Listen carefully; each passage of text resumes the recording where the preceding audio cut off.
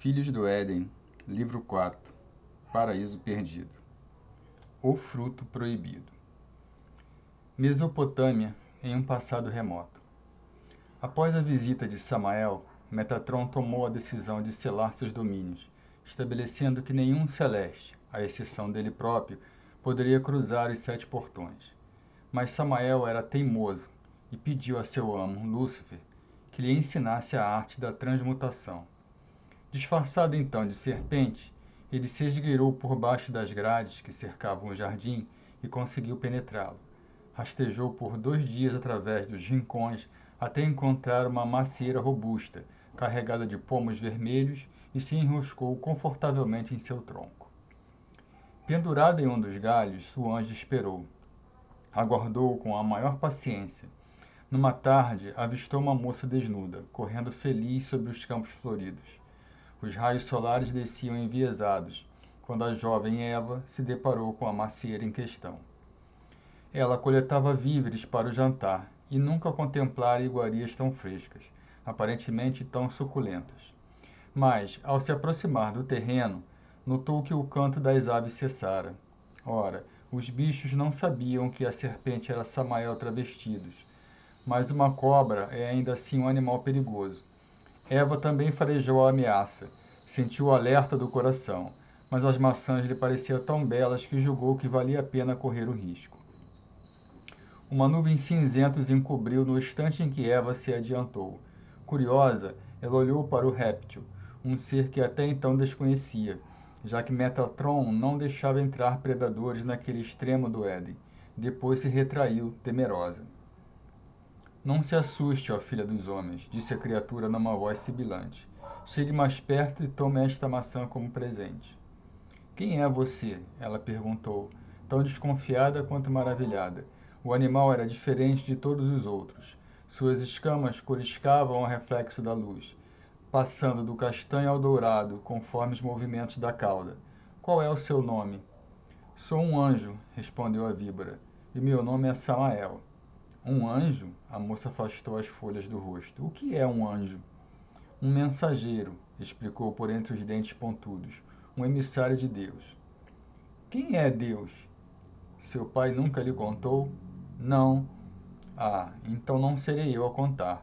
O serafim jogou a isca e a rapariga fisgou.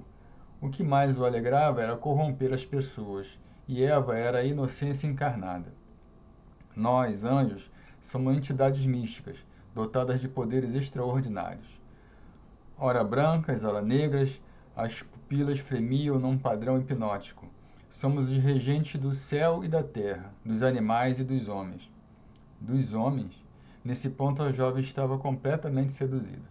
Ela sentia o apetite crescer, não pelas maçãs, é claro, mas por alguma coisa que anos mais tarde chamaria de conhecimento. Não é Adão o primeiro homem e eu a única mulher? Se assim fosse, de onde você teria nascido? A cobra gargalhou, e Eva experimentou a vergonha pela primeira vez. Existem outros homens e outras mulheres no exterior do jardim, bem como belezas naturais infinitas.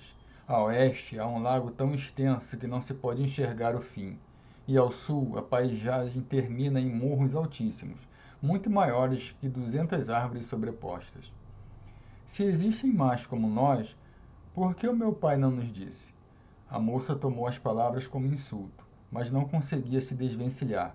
Não conseguia ir embora e deixar a cobra falando sozinha. Não acredito em você, criatura rastejante. Ó, criança, há quanto tempo o senhor a tem enganado?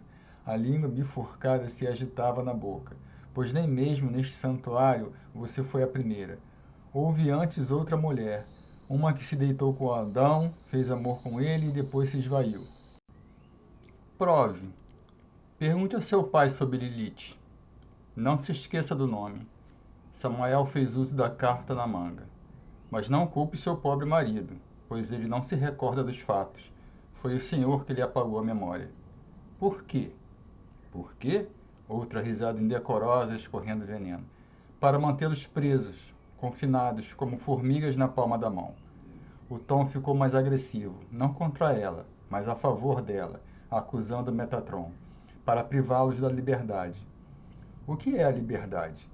É a capacidade de escolher o próprio destino, ter a chance de decidir entre o bem e o mal antes que a morte os alcance. Morte? Eva tinha uma vaga noção do que era morte, pois já vira animais sendo caçados, mas nunca pensara que conceitos como finitude, esquecimento e ausência se aplicariam a ela algum dia. O que é a morte? O que ela representa para mim? Separação deste mundo. A cobra assumiu um tom sério, e Eva reparou que suas lições eram mais envolventes que as do Senhor. Metatron não dialogava com eles, apenas lhes ditava normas. O seu pai construiu esse refúgio para torná-los imortais, mas ao preço da castração, fazendo-os estéreis e dóceis, obedientes e inférteis, e por consequência, privando-os do amor verdadeiro. O que é o amor verdadeiro? É o amor instintivo. A cobra a fitou com aqueles perturbadores olhos redondos. Por que as gazelas, as andorinhas e até os peixes podem procriar e vocês não? Perguntou numa oratória impecável. É por meio dos descendentes que a raça humana propaga o legado. É através deles que se torna imortal. Se insistirem em ficar no jardim, estarão livres do sofrimento e da dor, mas nunca saberão como é o mundo lá fora e jamais conhecerão o amor soberano. E finalizou com uma conclusão filosófica. Pois acredite, jovem Eva, é na dificuldade e não na alegria que a ternura aparece, as relações são testadas e os laços se fortalecem. O jardim é uma ilusão, o jardim é o útero e o Senhor seu cordão. Eva sentiu vontade de chorar, gritar, fugir, mas se calou. O que pensariam dela? O que diriam os cervos e os pássaros? E como a julgaria a serpente? Seria real o que acabaram de ouvir? E se ela não fosse única? E se tivesse existido mesmo a tal Lilith? Como? A jovem se mostrou vulnerável, e foi então que o serafim efetuou sua manobra.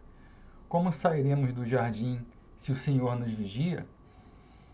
Isso eu não posso dizer. Samuel recolheu-se, deixando no ar o segredo mais profundo. Terão de descobrir por si mesmos. E quando Eva insistiu, ele pegou uma maçã com a boca e lhe entregou. Converse com seu marido, só converse, e leve para ele este fruto. Uma vez semeada a discórdia, Samuel resolveu desaparecer do jardim, antes que alguém a desmascarasse. Desceu da árvore em completo silêncio, rastejou na direção sul e se escondeu numa toca por 2 semanas. Quando o inverno ia chegando, deslizou sobre a grama, cavou um túnel com o nariz e escapou do paraíso terrestre.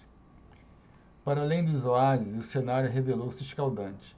Não havia muita coisa a não ser areia, poeira e fragmentos calcários.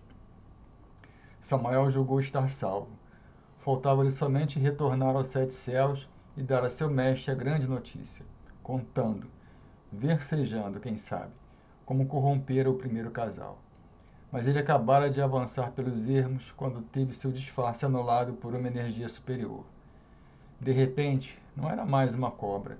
Era o anjo de sempre, a pele morena, as asas douradas, o cavanhaque oleoso. Pego infragante, tinha os cotovelos abertos, o abdômen colado na terra. Então, ao erguer o queixo 1 centímetro, descobriu quem o espiava, e não era ninguém menos que Metatron. Majestade! Samuel deu um sorriso acanhado e fez menção de se ajoelhar, mas o sentinela não deixou. Fique no chão onde é o seu lugar. Com o calcanhar, o rei dos homens pisou-lhe a nuca, quase o esmagando contra o solo. Samael tentou gritar, não conseguiu. O que eu lhe disse, entidade maldita? Mas ele cuspiu sangue cascalho. Não fiz por mal, sua graça. Tentou se justificar, como normalmente agem os covardes. Veja, foi o meu amo Lúcifer que me enviou a LED com a missão preparada. Só cumpro ordens. Sim, eu sei. Metatron ergueu o invasor pelo pescoço. É por isso que vou mandar para ele um recado. Ditas essas palavras, o líder dos sentinelas atirou sua vítima através da planície. O corpo rolou por uns 200 metros até estacionar sob um pedaço de rocha.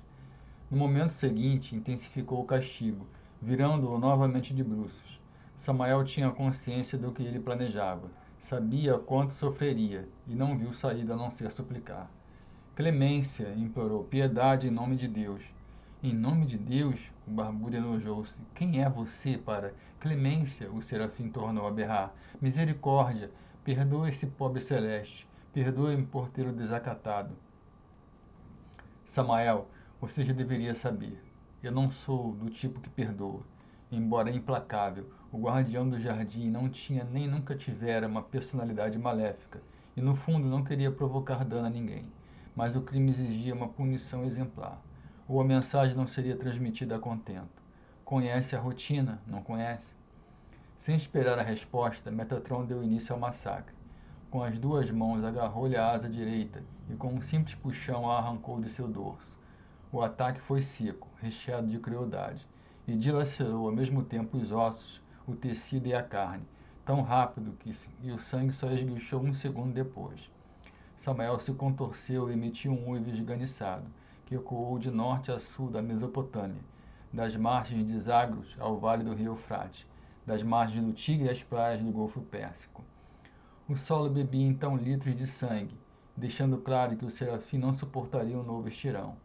Como não queria, não podia, matá-lo, em vez de ensaiar outro choque, Metatron torceu-lhe a segunda asa, partindo-a como quem triturava um graveto. Depois girou-lhe os tendões em movimentos de rosca, até que os nervos descolaram, sobrando apenas uma ponta branca onde outrora se projetava o apêndice.